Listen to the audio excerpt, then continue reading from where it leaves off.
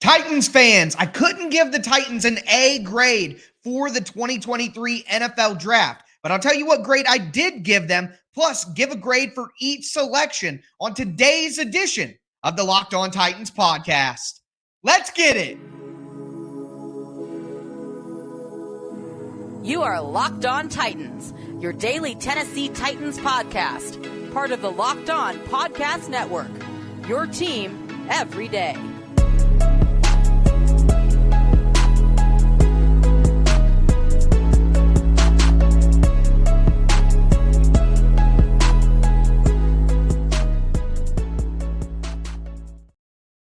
Welcome to the Locked On Titans podcast. I am your host, Tyler Rowland. Titans fans doing draft grades on today's show. I'm going to give an overall grade for the entire performance for the Titans throughout the draft, then give a grade for every single selection individually as well. Before we get into my draft grades, do want to thank you guys for making the Locked On Titans podcast your first listen every day, Monday through Friday. Tennessee Titans content on all platforms all year long and always for free. Make sure that you get subscribed and stay subscribed to the Locked On Titans podcast, part of the Locked On Podcast Network, where it's your team every day. Do want to give a shout out to my everydayers out there who are listening to the Locked On Titans podcast Monday through Friday all year long. But if you're new, no big deal. Welcome in. Make sure you get subscribed, stay subscribed to the Locked On Titans podcast. Again, year-round, daily Tennessee Titans content, always for free. I am your host, Tyler Rowland, nearly 25 years as a Tennessee Titans fanatic, a staff writer for Sports Illustrated at alltitans.com, and a certified film junkie breaking down the X's and O's with you every single day. We're going to continue breaking down the draft class throughout the next few weeks. We got rookie mini camps, we got OTAs, we got regular mandatory mini camp right around the corner with training camp in the summer. A lot of content coming your way. I'm going to be doing deep dives on every prospect as well. You won't want to miss anything I got planned for you guys. But diving into my grades here, like I said at the start, I couldn't give the Titans an A for this draft class. Where I ultimately settled was a B plus for the Titans. I like the fact that they got all athletic players. They obviously were looking to get guys who had great athletic profiles, and I think they got a lot of guys who will probably be better or more important or serve a bigger role for the team in 2024 and beyond than they will just next year. But there are a couple of guys in here who could probably help the Titans this upcoming year in 2023 as well. So I like I talked about on yesterday's show, I want to see the Titans really commit to a direction here at some point. And like I saw with them in free agency, like I kind of saw with them in this draft, they seem to not really want to dive all in to helping the team this year. But they're not diving all into helping the team in the future as well. So I see him kind of riding the fence a little bit. And although I liked most of the picks as players and prospects, had to go with a B plus for my overall grade. But it'll make more sense as we get into the individual grades for each selection.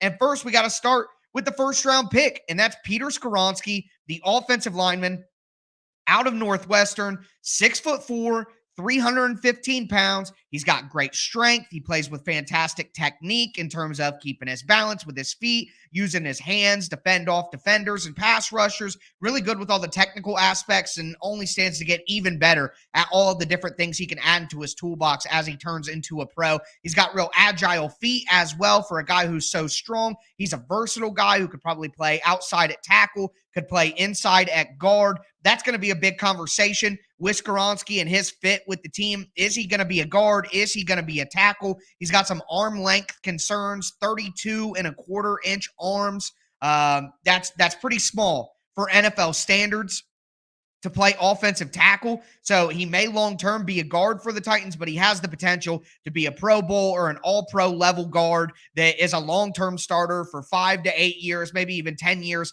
if the Titans get really lucky. So I really like the pick of Peter Skoronski. I know a lot of people weren't satisfied because it seems like a safe selection for the Titans, but like I said, the night that it happened, Rand Carthon hit a double. Maybe he didn't hit the home run, but I really like what he was able to do. And again, I go back to the Titans are looking for athletes in this draft class.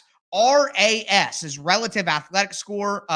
It's a great measure of basically all of the different aspects of athleticism. You can see on the screen if you're watching right here, it measures hand size, arm length, height, weight, how much you bench, your 40-yard dash, 20-yard split, 10-yard split, shuttle, 3-cone, vertical, broad jump, all that stuff. And it gives you a collective score. Well, Peter Skoronski's score was a 9.30, and that was him as an offensive tackle. If you judge him as a guard, he got a 9.90. So an elite athlete, if you judge him against offensive tackles, he was ranked 91st out of 1,294 other offensive tackles since 1987. So again, the Titans are looking for great athletes in this draft, but with Skoronski, you get a guy who's a day one starter who can come in and play on the Titans offensive line right away, whether it be tackle, whether it be guard. He's a guy who's, again, a really good athlete. And like I said, I see him as a long-term starter for the team with Pro Bowl to All-Pro potential. So really like the pick of Peter Skoronski to kind of start things off for the Titans. The Titans actually ended up drafting all offensive players for the first time since the NFL expanded to 7 rounds in the draft in 1994, I believe it was. So an offensive draft for the Titans started off with Peter Skoronski. Now, of course, we got to shift gears, talk about what happened in the mid-rounds on day 2 for the Tennessee Titans, including a trade up for Will Levis. The Peter Skoronski pick, just so I'm on the record in case I missed it, that's an A- for me. The Titans didn't get to do the home run play, trade up for the quarterback, lock that down, but they were able to get a solid offensive lineman in the first round at pick number 11, a blue player. That's an A- for me. So we're going to go over my grades for the rest of the picks for the Titans. We'll start with day 2 next. We'll finish off with day 3 as well. Before we get into all that, do want to tell you guys about the best tasting protein bars in the galaxy from our friends over at Built Bar. You want the best of both worlds with a protein bar.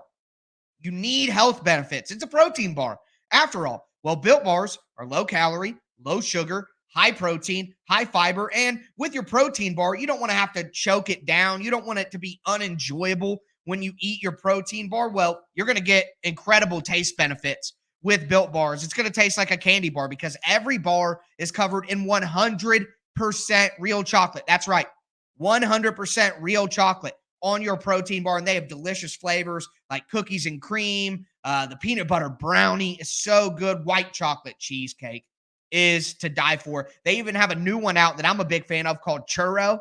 Oh, man, fantastic. And right now, you go to your local Walmart, you go to your local Sam's Club, you look in your pharmacy section, you're going to see Built Bars there. They're the best tasting protein bars ever. And of course, you can always go to built.com and place your order there. Make sure that you check out the best tasting protein bars ever. Built Bars. You could thank me later.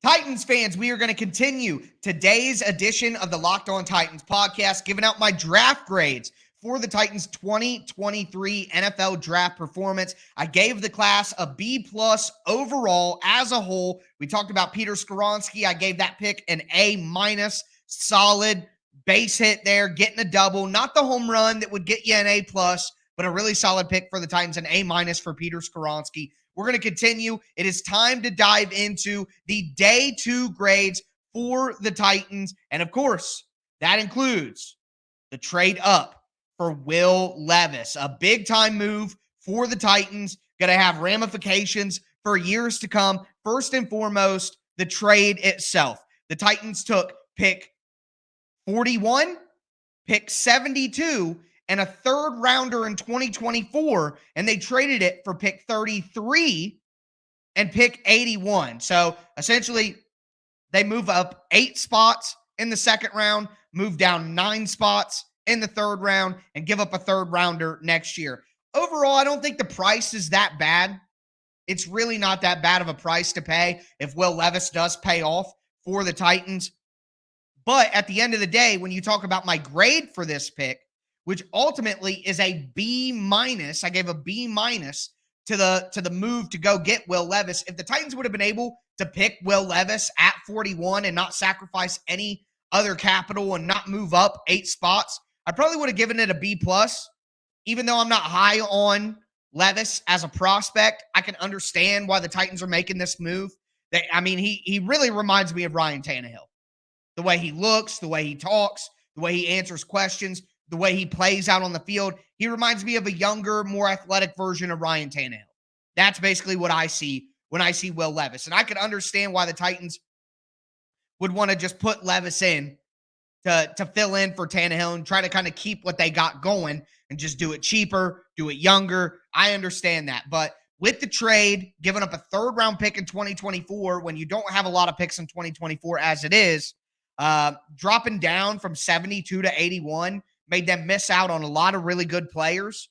So even though I'm okay and I understand why the Titans would do the Levis move, giving up additional capital and drafting a prospect that I wasn't super high on coming into the draft, I got to give that a B-. Now, that could work out. And if Will Levis works out, that will look really dumb. My grade will look stupid. It'll be an A all around to get a player like that in the second round. But right now, all I can go off of is how I feel right now. And Will Levis is a B- for me. But at the end of the day, the guy has an incredibly quick release. It really does look like Aaron Rodgers' release with how quick it is and how confined the motion is. He has incredible velocity on his throws with great arm strength. Not only can he throw it far down the field, but he can throw it into tight windows, which we talk about arm strength like all that matters is throwing deep. But what really matters is being able to get the ball into tight windows in the NFL, where that's all you can throw into most of the time. As I mentioned, he is an incredible scheme fit, man. He was running that play action style in college, something he's very familiar with, making checks at the line of scrimmage. Malik Willis had never been under center in his entire career when the Titans drafted him. Will Levis is the opposite of that. He has played in a system like what the Titans do for most of his college career, especially during his time at Kentucky when he was under offensive coordinator Liam Cohen in 2021, who came from Sean McVay's coaching staff. So he's been running a pro-style offense. He's not one of these guys who's constantly getting the play call off the board on the sideline in college. He's running real plays, calling real plays, checks, audibles, checks with me, all of that different stuff. He's doing that. So not only is it a scheme fit in terms of the plays that they run, but it's a scheme fit in terms of what they're going to ask Levis to do as the quarterback of the team operationally. That's really important. It's not something that people talk about a lot. Levis is also really tough, man. Like, he'll play through injury. He'll stand in the pocket and take a shot while he delivers the ball. And you know that Mike Vrabel loves that. He's incredibly competitive. I don't know if you guys saw the video of him when his name was getting announced on TV. A little cringy, if you ask me. A little performative, if I'm honest. But he's an intense dude, okay? He wants to be the best. That matters. So all that matters. He's a guy who can run the ball as well. He can be used as a power runner in goal line situations. I don't think he's quite Josh Allen as a runner like some people try to act like. And he's definitely not like Lamar Jackson or Jalen Hurts or anybody like that. But I think he could maybe be like Daniel Jones. He could be similar to that in terms of that running ability. Not quite the explosive guy that Josh Allen is, but maybe just a tick under that. He's a reckless runner, though, so I hope he doesn't run too much. Now, there's a lot to clean up with Will Levis. Mechanics, timing between when he's throwing it and what his feet are doing, decision-making, making sure that he's not bailing on certain parts of the progression too early. There's a lot to fix there. But I don't think that it's such a work in progress that he can't start this year. I think Will Levis could start this year. And again, we go back to being a good athlete. Levis didn't register an RAS score because he didn't do like 40-yard dash and broad jump, or not broad jump, but three cone and some of the agility drills. He didn't do some of the running drills, so he didn't get an RAS score. But people have kind of mocked what it would have been based on high school stats and things like that. And he probably would have been around a 9.5. So Levis is a much better athlete than people are giving him credit for. I think he should start right away. Quite honestly, I think he's ready to play. I think there's a lot of development, but it should be done while he's playing. He's mentally ready to run an NFL offense, in my opinion. And with how much the Titans traded for him, you need to do that and see what you got from him. And if you're in a position to take a quarterback again next year, then you do it again next year, because Levis is either going to be worth the pick and the Titans are going to win games, or Levis is going to be as bad as some people think he is. And then you're going to be in position to get Caleb Williams or Drake May. And then you do it again. And you keep swinging at quarterback every year until you find one. So to me, again, a B- for Will Levis as a pick, but I do understand why they did it. Moving forward here, Tyjae Spears. A lot of people don't like this pick because Spears doesn't have an ACL in his knee. He's got some arthritis issues in his knee. People just think he's not going to be able to ever play, but it's not like he just didn't have an ACL in his knee the moment the Titans drafted him. The kid's been playing college football like this. He hasn't torn an ACL since 2020. Now, he had one in high school, and he had one in college in 2020 in the same knee. And that's what people are saying. He's got tendonitis or arthritis or whatever in that knee, and he's got no ACL, and that'll limit his long-term potential. Like everybody was saying, is he going to make it past his rookie contract?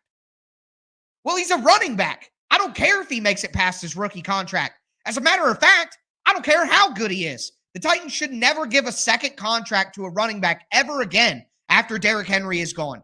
They have to evolve. You can't have high-paid running backs in the NFL and be consistently successful. It's just not a smart way to build a team. The Titans have Derrick Henry $16 million as a cap hit this year. That is a disaster when you look at how winning teams work in the NFL. I mean, the Eagles are paying like $3 million total for their running back room, and they have DeAndre Swift and Rashad Penny and Kenny Gainwell. They have a really good running back room, a really good committee, and they're paying pennies for it when the Titans have one guy for $16 million. It's such a disadvantage. So I never want to give a running back a second contract ever again anyways. So if Tyjae Spears can only play 4 years and then his knee is too bad, then fine. Then fine. He gets to play as long as he possibly could with his medical. The Titans get the best of his career, and then they just get a new running back again in the mid-rounds. That's going to be what the team is going to do going forward. They might draft a running back in every draft. One in the mid-round, next year late rounds. One in the mid-round, and then you just churn through them.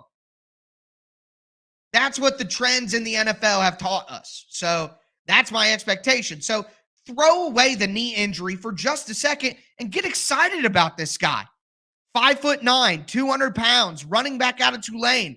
Quick cuts, incredibly agile, make guys miss in the hole. He's an explosive runner in terms of his acceleration. He can be a 3-down running back, according to Rand Carthon, and I agree with that.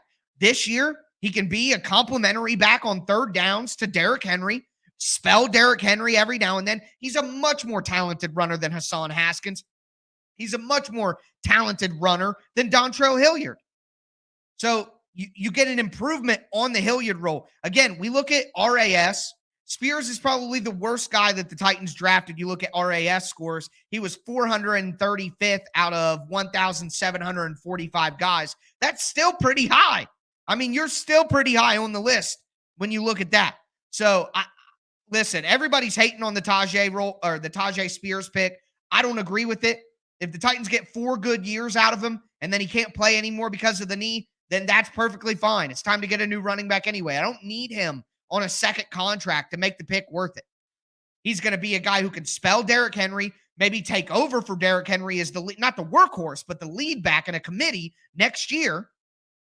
And this year, he's a great replacement for Dontrell Hilliard as a third down back who's also very good in pass protection. So I like the Tyjae Spears pick quite a bit. I think the panic about the knee is a little overblown personally. But with that in mind, we're going to move forward. We're going to talk about day 3, the last 3 picks of the draft for the Tennessee Titans. An A- for Peter Skoronski, a B- for Will Levis, a B+ for Tyjae Spears. Those are my grades so far for the picks that the Titans have made, with a B+ as my overall grade for the draft. But we'll get into day 3 in just a moment.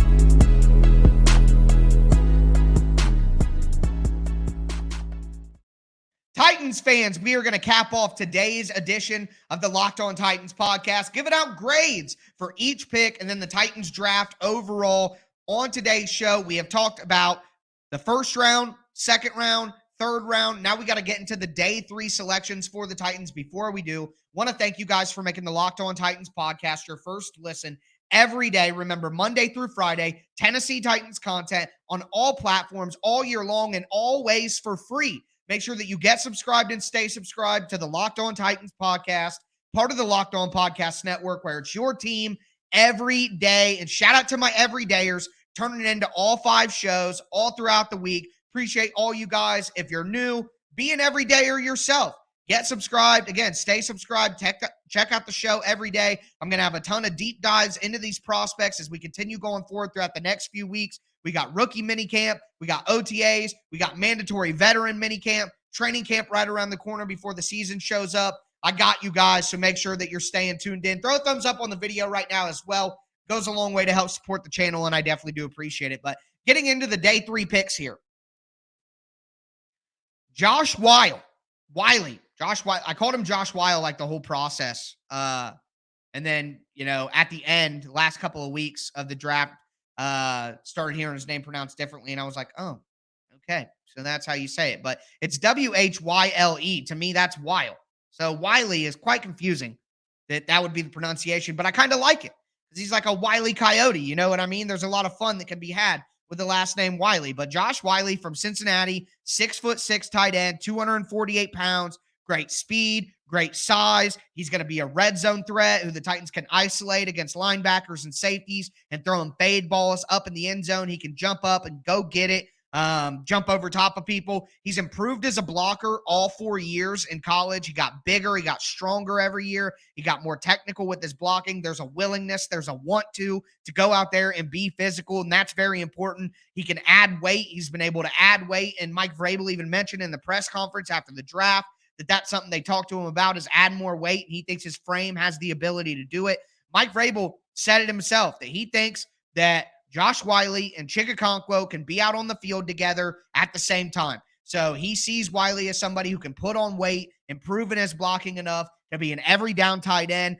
Coming out of college, Wiley played Y, which is the guy with his hand in the dirt next to the offensive tackle. He played F tight end, which is like, think about Jonnu Smith or Chikakonkwo in the Titans offense, where they're that like wing back set. They can go across the formation, be used in motion. He's also a guy, like I mentioned earlier, that you can isolate out against a cornerback. You can isolate out against a safety or a linebacker. He's going to have a size advantage over those guys. So I think that while the Titans didn't draft a wide receiver, and that goes into the grade, and another thing that stopped it from being an A for me is the Titans didn't draft a wide receiver. But at the same time, when you look at a guy like Josh Wiley, I think the Titans can use him as a wide receiver in certain situations, and it would make a lot of sense for him, and it adds another pass-catching element to the offense. For me, when you talk about fit, it looks like an Austin Hooper replacement with the potential to be more if he does put on weight and improve as a blocker. But immediately in year 1, he's going to be able to take that Austin Hooper role where he can play on passing downs. He can come in on some second downs as well. You can isolate him. You can put him in the slot. I think that's the type of role that Josh Wiley can have. Another great athlete here. You look at the RAS score. It's an 8.98, ranked 67th out of 3,062 tight ends since 1987. 67 out of over 3,000 people. He's that athletic. So if you guys, my everydayers out there who have been listening to the show every day for months as I went through the Locked On Titans draft preview, and we talked about over 150 prospects, I talked about Josh Wiley quite a bit. He was a big fan of mine. I got him in a lot of mock drafts late in the game, late rounds. I love that pick. He was one of my guys that I had a lot of faith in, and I'm excited to see what he did. Again, another guy that I predicted and liked last year was Chikakonkwo. That turned out pretty well, so I'm hoping this pairing can be pretty good for the Titans. Give it an A- for Josh Wiley. My least favorite pick of the Titans draft was Jalen Duncan out of Maryland. I'm giving this a C+. Duncan is an incredible athlete. He's got a 9.01 RAS score, which is 129th out of 1,294. Duncan is an incredible athlete. No doubt about it. Great 40-yard dash, 10-yard split, vertical broad jump. He's explosive. He's agile. He's got quick feet that allows him to meet pass rushers at the edge and get back in his pass set so that he can get depth and meet those pass rushers as they try to get the loop. He's mobile enough and athletic enough to get to the second level, execute combination blocks, all the stuff that the Titans are going to ask him to do within the offense. I could see why the 6'5", 306-pound offensive tackle, offensive lineman was somebody that the Titans were interested in. Again, they target athletic guys, especially on day 3. But as I've told you guys, as I mentioned on the day 3 live stream, as I said in my instant reaction video, Duncan is a guy who isn't known as a hard worker, whether it be in the weight room, whether it be studying tape. He isn't a guy who gives a lot of effort out on the field. He doesn't finish guys through the whistle. He has a tendency to kind of just go through the motions. Again, I'm not trying to attack his character as a person, but when it comes to out on the football field, he just doesn't play with the mentality that I would want from my players. And I'm just shocked, really. I'm shocked that Mike Vrabel wanted this guy. Like, in my mind, this had to be one of Rand Carthon's champion selections. I mean, if the Titans can coach him up and they can flip a switch mentality-wise, that they could have a really, really solid starter. That he has the athletic tools to do that. And that's why I didn't go any lower than a C+, because I see the potential of a Jalen Duncan. But Todd McShay talked about, you got to keep him motivated. Some of the resources I use before the draft questioned whether he's a guy who loves football and is going to give all effort all the time. If you listen to his press conference, his media availability with the Titans after the draft, you could tell that's what the Titans were telling him all along. And it kind of worried me even more in the press conference with Mike Vrabel and Rand Carthon and Chad Brinker. Mike Vrabel said, if he's the person that came in here during his 30 visit, then we know we got a good one. Well, aren't you on your best behavior and showing your best face in a job interview? So I just worry that Titans looked at the athletic profile of Jalen Duncan, which is impressive. And they looked at how he could fit in the scheme, which does make sense. And they looked at how he behaved during his 30 visit, which is essentially a job interview. And I'm just a little worried that the Titans tried to buy into the best of Jalen Duncan, and that's not what they're going to get on an everyday basis.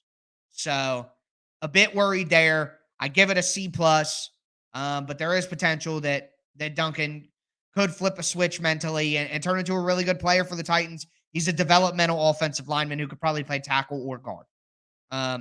Moving forward, the last pick here is Colton Dowell out of UT Martin. He's from Lancaster, Tennessee, I believe. Lebanon, Tennessee. It's Lebanon, Tennessee. So he's a local guy. Grew up rooting for the Titans. Wanted to be picked by them. 6'2", 212 pounds. So big body wide receiver that the Titans like. He's got great speed. He's got great size. He's got leaping ability. He'll go up over top of people and make contested catches down the field. He'll play special teams. He was another guy with great athleticism. Dow had a 9.78 RAS score. That's 67th out of 3,062 people. That is incredibly impressive. So fit-wise, to me, he's a young Nick Westbrook-Akine. He's going to come in. He's going to play gunner on special teams. He's going to do coverage units on special teams. And he's going to fight for opportunities to get on the field and get targets. And I think he has the opportunity to turn into a pretty solid role player for the Titans. The problem is he doesn't give you much in terms of trying to help the wide receiver group this year. So, yeah, they took a wide receiver, but this late, I gave the Dow pick a B. I mean, he's a 7th round pick. I'm not going to pretend like he's going to be some crazy stud. He could be, but, highly doubtful. But he'll probably come in and contribute. It's worth a dart throw. Local guy, great athletic profile. I give it a B. So, Peter Skoronski, A-. Will Levis, B-. Tajay Spears, B+. Josh Wiley, A-. Jalen Duncan, C+. Colton Dowell, a B. overall, it's a B+ grade for me for the entire draft for the Titans, not just the picks, but for the entire process.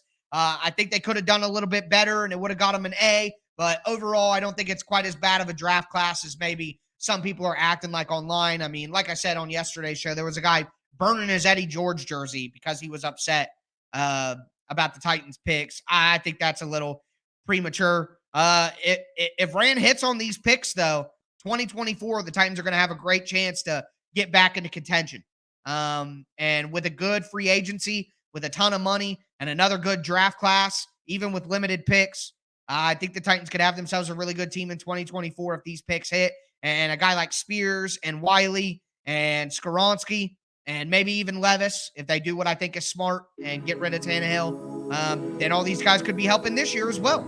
So it's kind of an in-between. But that's going to do it for me today, folks. As always, I am your host, Tyler Rowland, and this was Locked On Titans.